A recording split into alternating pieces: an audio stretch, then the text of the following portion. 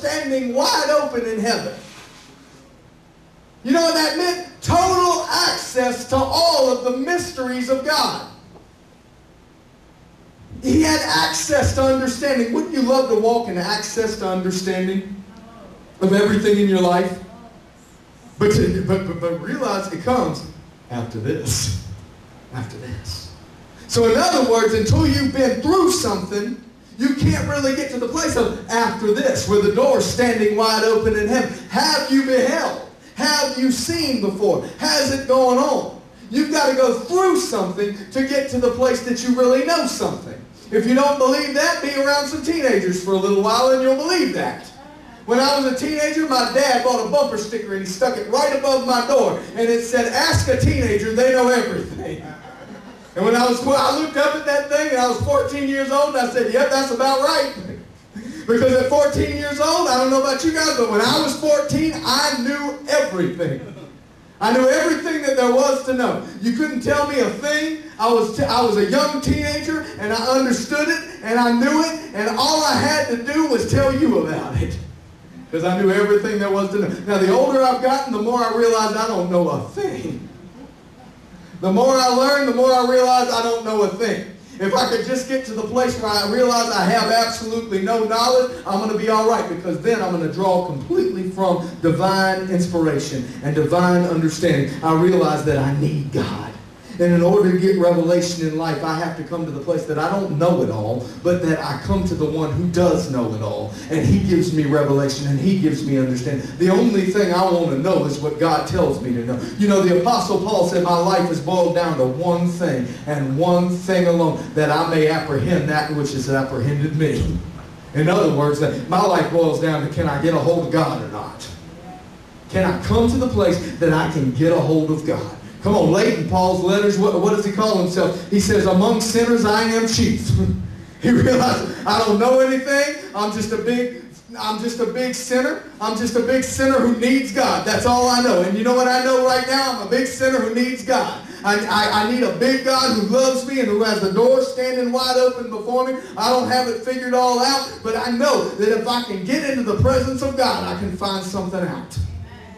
Have you looked?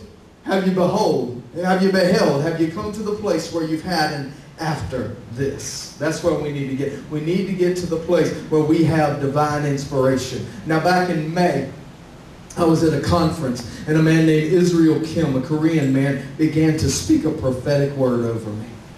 And this is what he spoke over me. He said, God is going to give you a divine download from the heavens.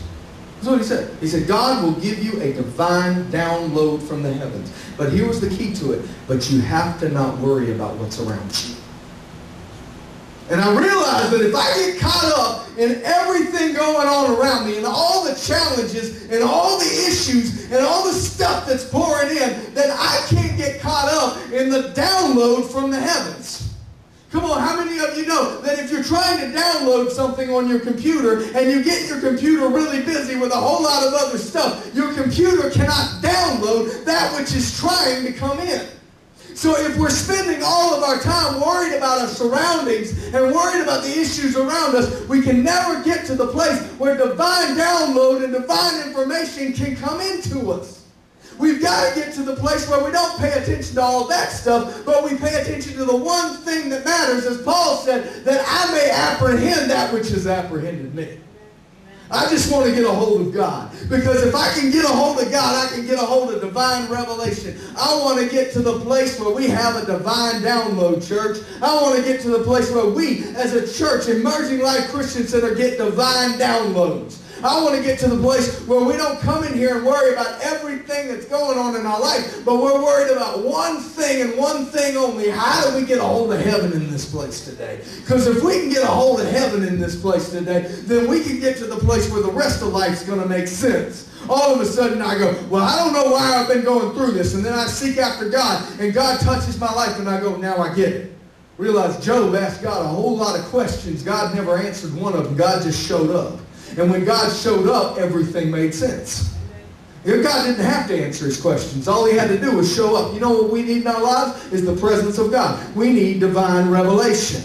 We need God to show up. We need a door standing wide open in heaven, and we need to behold that, and we need to hear the voice of the Lord saying, come up here. That's the next question. That's the third question. Have you heard an uncommon voice? Have you heard an uncommon voice? Realize when God spoke, he sounded like what? Like a trumpet. When he heard the voice, it sounded like, this voice sounded like a trumpet. When he heard the voice speaking, he said, it sounded like a trumpet. Come up here. Come up here. Come up here. The voice sounding like a trumpet. When God speaks to us, it is an uncommon voice, just like that voice. It's the same way. But you know how God speaks to us? God speaks to us right here. You know, so many of us want to hear God audibly. Maybe if I just stand here long enough, I can hear God in my ears. That's what I want to do. I'm going to stand here long enough and wait for God to speak from the heavens like he did with Jesus. This is my beloved Son in whom I am well pleased. We're waiting for that. We're waiting for lightning bolts to come crashing out of the sky. But do you know something? I hear common voices all the time. And you can read back in the Bible where God spoke like that plenty to folks. God was walking in the cool of the day with Adam, but yet he still sinned. Don't think that just because you hear the audible voice of God, that's going to change everything. You know what's better is to hear the inaudible voice of God. Because I hear audible voices all around me, all the time. You're hearing an audible voice right now. But when God speaks, he speaks right into our hearts.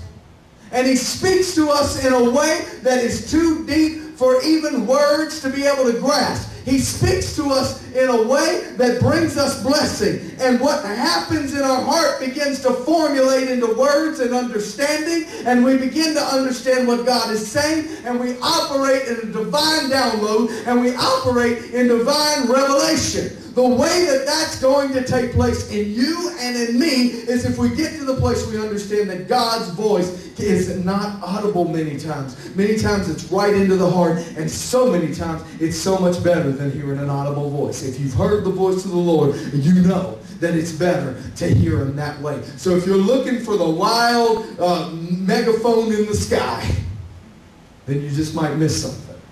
But if you're looking for God to speak to your heart, you might catch it. Watch this. Many times in the Bible, we just assume that these men and women of God heard from God audibly. We just assume that. When they say, I heard from God, we just assume that it was audible. How do we know it was audible? How do we know God didn't speak to them in the heart? I believe many times that it was right in the heart. God spoke to their heart. And they've learned to hear. And it gets to the point when you really learn to hear from God that it's louder than audible to hear from them. Listen, because what comes from the outside is louder over there than when it gets to my ears. But when it comes from the inside of me, nothing can get closer to me than what's already on the inside of me. Nothing can ever, no sound can get closer to me than the sound that is within me. And that is the voice of God. And that's where he speaks to us. If you're looking to figure out how does revelation work, that's how revelation works. That's how it goes on. We hear the voice, and here's the important part. We have to obey the voice that we hear. It's not just a matter of hearing the voice. It's a matter of obeying the voice. Because many have heard from God. Many have learned to hear from God. That's a bad feeling to not obey God. You know what I'm saying? To hear from God and not act on it, get a couple days down the road, that's a bad feeling right there. And if you've ever felt that one, you don't ever want to feel that one again. You want to say, God, next time you speak, I'm going to listen. Next time you speak, I'm going to hear. It's a matter of obeying. How does God lead us? You know, last night I've been praying over something and seeking God over something and saying, God, I know I've got to make this decision right, and I want to hear from you, and I want to know from you. I want to get your way. And I reached over last night. I was laying down in my bed, and I reached over as I was speaking to God, and as I was praying, and I was about to go off to sleep. I reached over, and I felt sitting next to my bed, next to my alarm clock, was a compass. It was this compass right here. Now, I haven't seen this compass in a long time. I don't know how it got there. I have no idea how this compass got right there by my alarm clock, but it was sitting right there. And I picked it up, and I could hear God saying very clear to me, don't you remember